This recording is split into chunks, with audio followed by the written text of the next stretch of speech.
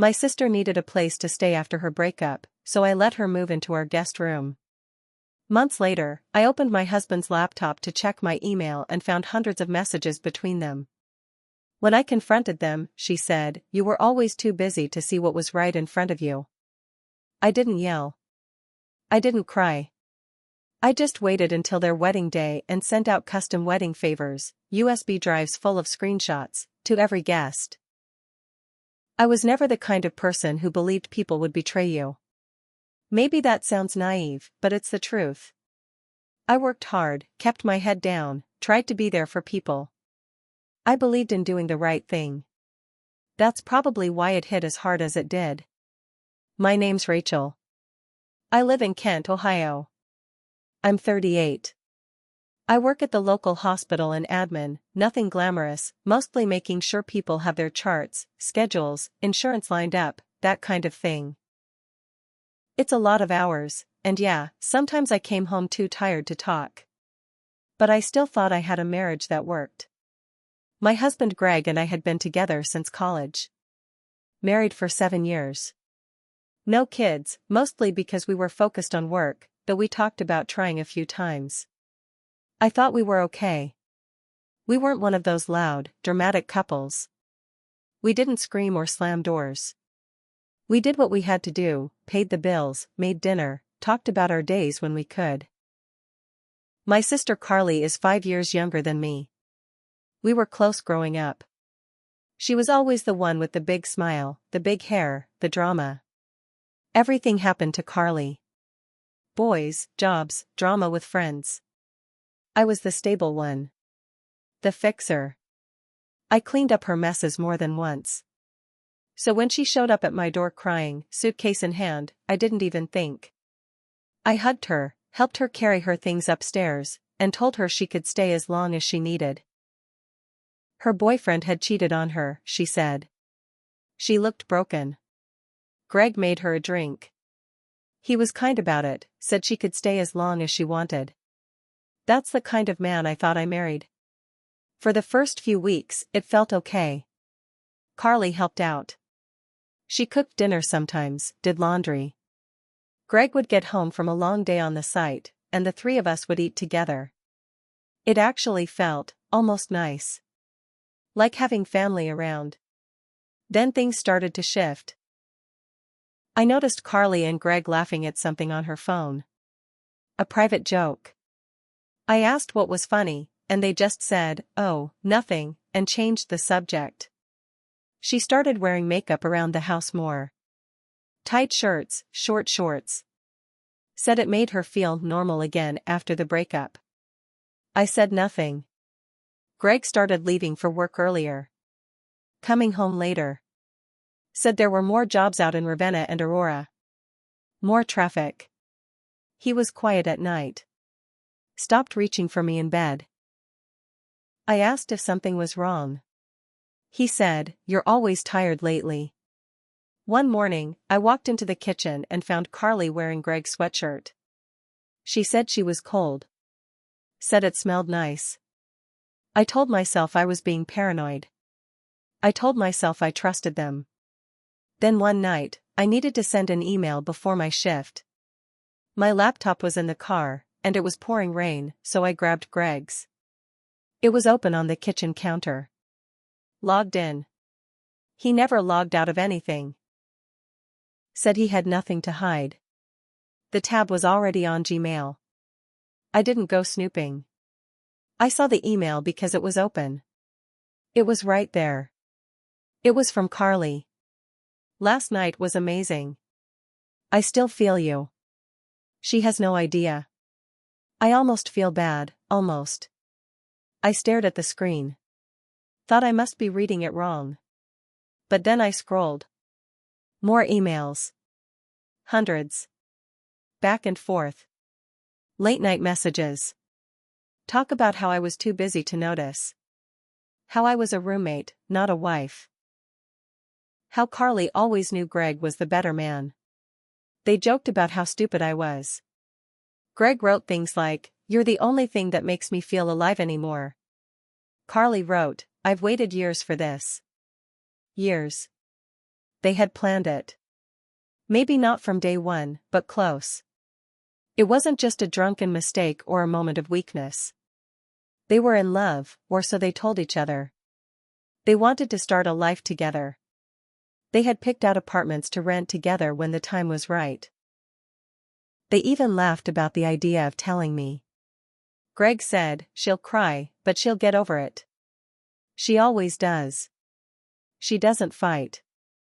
She shuts down." I closed the laptop.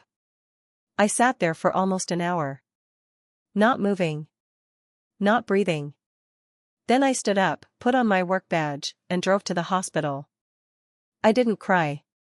I didn't scream. But something inside me started to shift. Something cold. Focused. I knew I had to leave. But not yet. Not like that. I wasn't going to give them the satisfaction of slipping out quietly. Over the next few weeks, I pretended. I smiled. I kissed Greg when he left for work. I asked Carly how her job search was going. She said she was taking some time to heal. She was healing all right, right in my damn house, on my damn couch, with my damn husband. I started collecting things. Screenshots. Every email, every dirty message, every time-stamped file. I copied all of it onto a USB drive and made backups on cloud storage.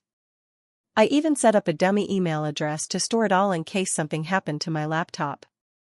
I got smarter. Slower. Colder. At night, I listened to them talk when they thought I was asleep. Whispering downstairs. Sometimes laughing. Once, I heard my name.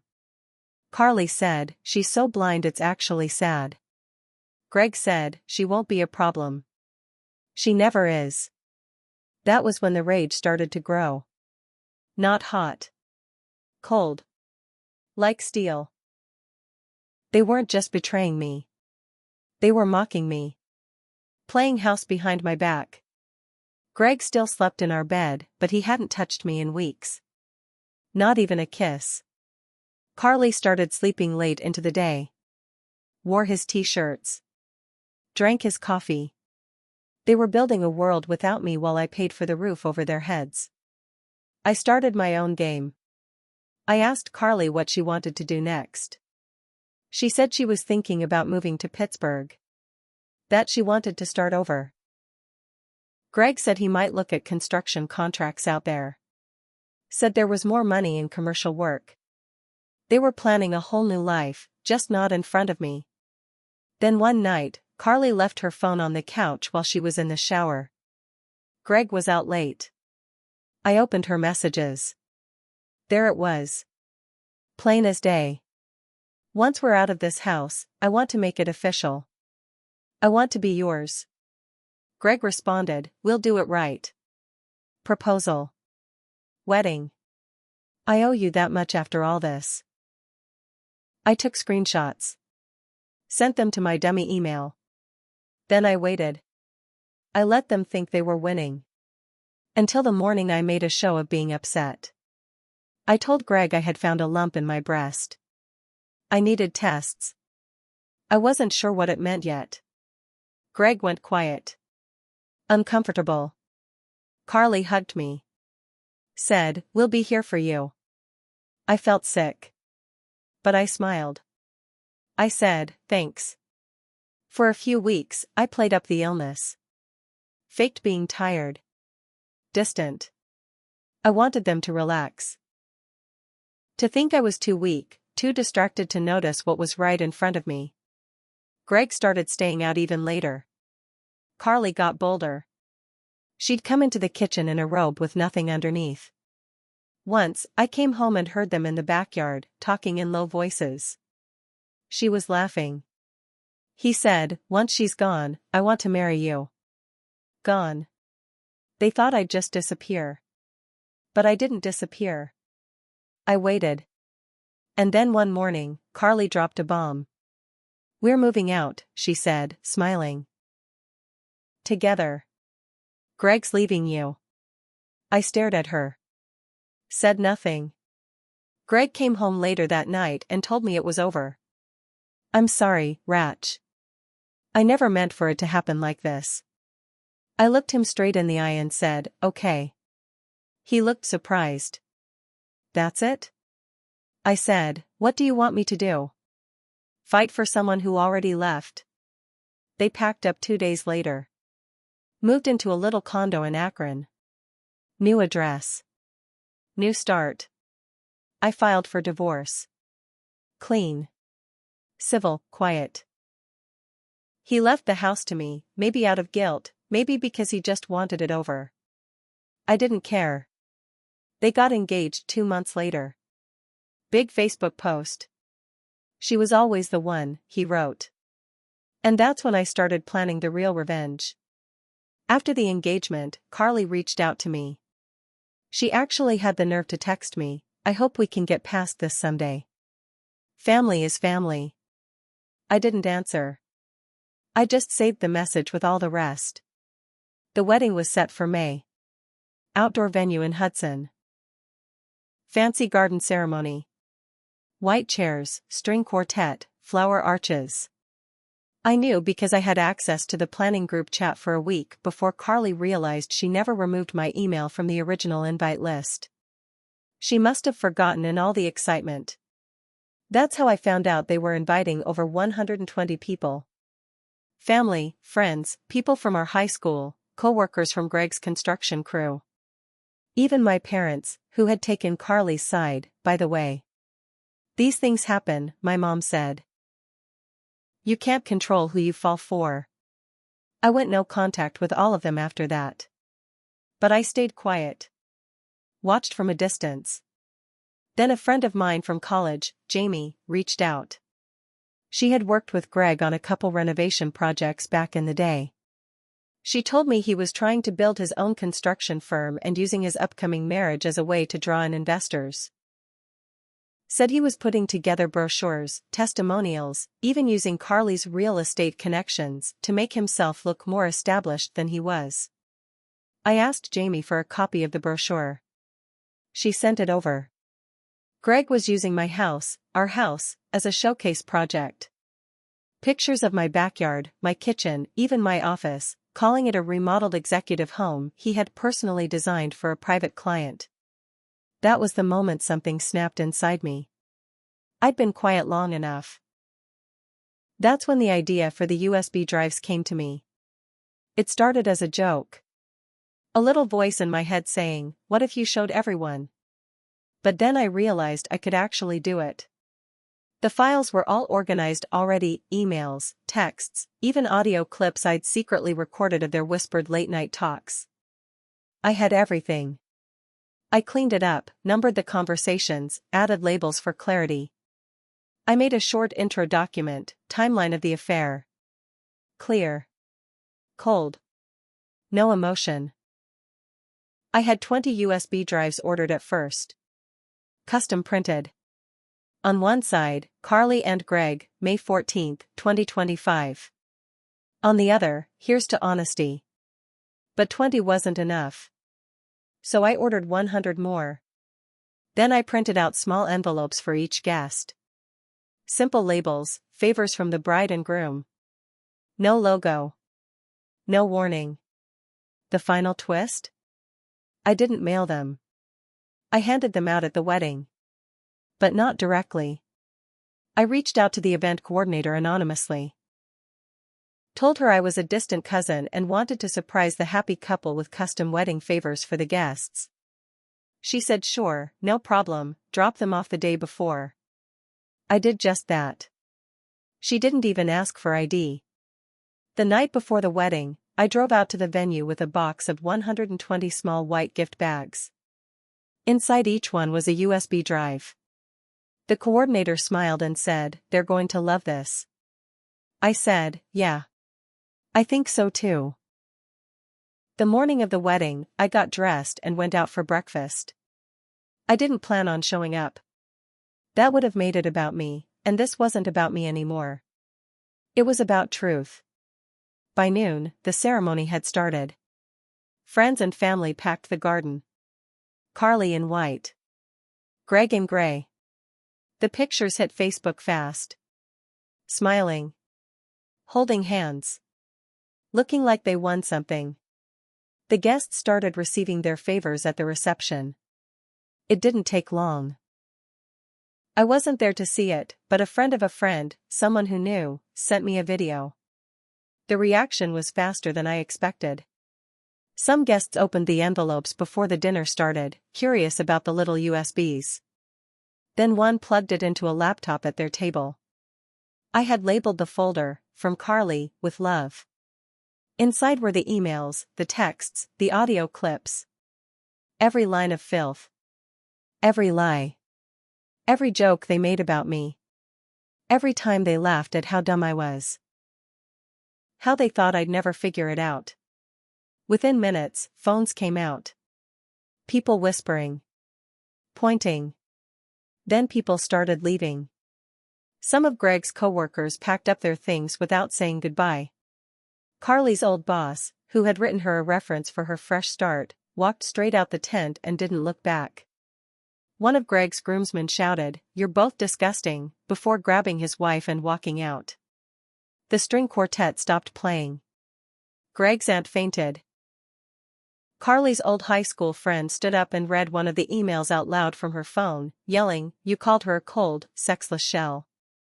On your wife's birthday? Jesus, Greg." Then came the final blow. My dad stood up, his hands shaking, and looked at Carly. He said, "You burned your sister to the ground and called it love." He dropped his glass and left. She ran after him. Screaming. Crying. Greg chased after her, but slipped on the grass. His suit soaked. Grass stains all over the knees. Someone caught a photo and it hit social media in under 5 minutes. I didn't see all this live, but I didn't have to. I saw the aftermath. People posting the drives. Screenshots. Saying this wedding exploded halfway through the salad course. By 5 p.m., the venue was empty except for Carly and Greg sitting alone at the head table, surrounded by torn napkins and unfinished wine glasses. I got one last text from Greg that night. "You ruined our lives." I didn't answer. Because here's the thing, I didn't ruin anything. They did. I just held up a mirror. It's been almost a year now. I'm still in the same house. I repainted the bedroom. Got a dog.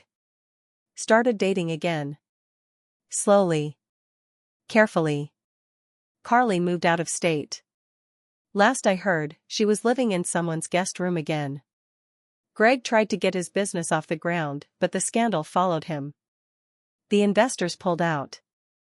The construction firm failed before it even started. They broke each other. And I never had to scream. Never had to raise my voice. I just gave the truth a microphone. And walked away. A few months after the wedding imploded, I got a letter. A real one. In the mailbox. Handwritten. No return address. It was from Carly. She said she wasn't expecting forgiveness. She just needed to explain. Said she didn't plan to fall for Greg. Claimed it just happened, that it started with comfort and turned into something more. She also said she thought I never really saw her, that she'd spent her whole life in my shadow.